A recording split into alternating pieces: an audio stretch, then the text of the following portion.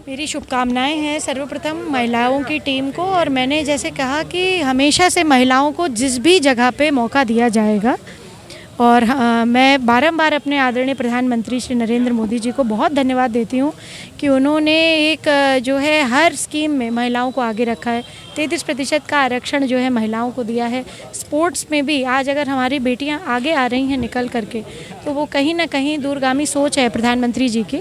और महिला टीम को बहुत शुभकामनाएं मेरी कि वर्ल्ड कप फाइनल जीत के लाएँ और भारत का विजय पताका लहरा करके हैं।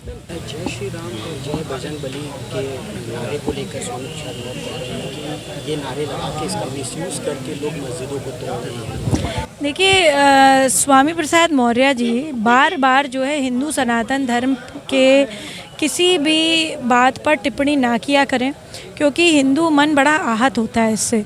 और जो है हम लोग जो है ऐसी संस्कृति और सभ्यता से आए हैं, जो आज भी हमारे इस कार्यक्रम का मुख्य उद्देश्य था कि हम लोग तो जो है किसी भी यज्ञ पूजन हवन और प्रणाम अगर प्रार्थना भी करते हैं तो सर्वे भवन्तु सुखिनः सर्वे भवन्तु निरामया, यही बात का बोलते हैं कि भाई सबका कल्याण हो। अपने उद्देश्य के साथ, अपनी प्रार्थना के उद्देश्य के साथ भी हम समस्त लोगों को जयकारे करते हैं। हम समस्त जीवों के उनके प्राण के रक्षण की बात करते हैं। हम समस्त रूप से सबके कल्याण की बात करते हैं।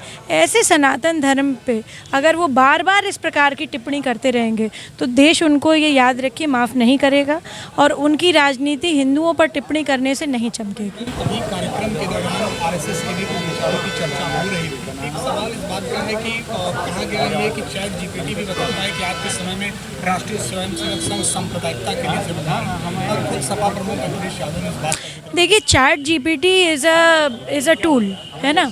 सो definitely that tool is made by whom, we all know, सब बाहर से बन के आया है ना। तो डेफिनेटली जो टूल बाहर से आया है उसका जो है जेनेसिस और उसका जो मेन जो artificial intelligence is also intelligence only, तो उसको भी कहीं ना कहीं जेनेसिस जो है बाहर से हुआ होगा। जब अमेरिका से अगर चैट जीपीटी आया है तो उसका जेनेसिस भी उसी वामपंथियों के उससे आया होगा। तो डेफिनेटली वो राष्ट्रीय स्वयंसेवक को नहीं समझेंगे।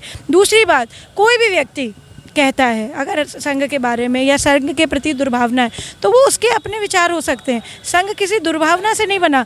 करोड़ों कार्यकर्ताओं ने अपने प्राणों को न्यौछावर करके इस देश की आत्मीयता की, इस देश की अखंडता की रक्षा करी है, और संघ के ही एक ऐसे 100 साल पूरे हुए हैं जिसको निस्वार्थ भाव से उनके लाखों कार्यकर्ताओं ने, करोड़ों कार्यकर्ताओं ने अपने जीवन की आहुति दे करके इस भारत भूमि की रक्षा करी है, और कुछ लिया नहीं कभी।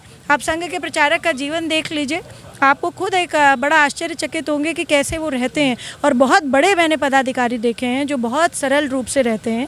ऐसे लोगों के बारे में, ऐसे जीवन, तो मुझे लगता है जो मैं कहूँगी कि कुर्ता पैजामा पहनने वाले संतों के बारे में इस प्रकार को कहना भी एक गलत बात है। नारी शक्ति मतदाता जो है इस बार बिहार में क्या विचार कर रहे हैं, क्योंकि बिहार के चुनाव पर पूरे देश की नज़र है, और क्या लगता है मैम कि वहाँ पर जो महागठबंधन जिस तरीके से जिक्र कर रहा है कि केवल और केवल नीतीश जी वहाँ पर जितने सालों तक रहे कुछ खास बदलाव नहीं हुआ, केवल उन्हें मौका दिया गया, तो नारी शक्ति इस बार क्या विचार है? एक बात मैं कहूँगी कि जब बहुत ज़्यादा कीचड़ हो जाता है तो कमल खिलता है। और जो है अटल जी की पंक्तियों में जो है ये कहा गया है कि सूरज उगेगा, अंधेरा छटेगा, कमल खिलेगा। ये बात देखिए केंद्रीय लीडरशिप को डिसाइड करनी पड़ेगी। हमारे आदरणीय प्रधानमंत्री जी और उनके कोर कमेटी जो है सेंट्रल पार्लियामेंट्री बोर्ड, ये हमारी केंद्रीय लीडरशिप डिस्कस करेगी। परंतु मुझे पूर्ण रूप से ये पता है कि अभी हमारे जितने भी लोग हैं वो सब बीजेपी को प्रेफर कर रहे हैं, और लोग वहाँ पर बिल्कुल नाराज़ हो चुके हैं जिस प्रकार से लेफ्टिस्ट पार्टीज़ ने वहाँ पे इतने सालों तक इतनी अराजकता फैलाई है, इतना अनएम्प्लॉयमेंट है।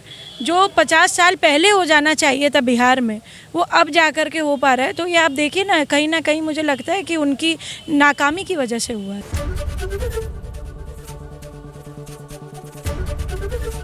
एबीपी गंगा, खबर आपकी, जुबान आपकी।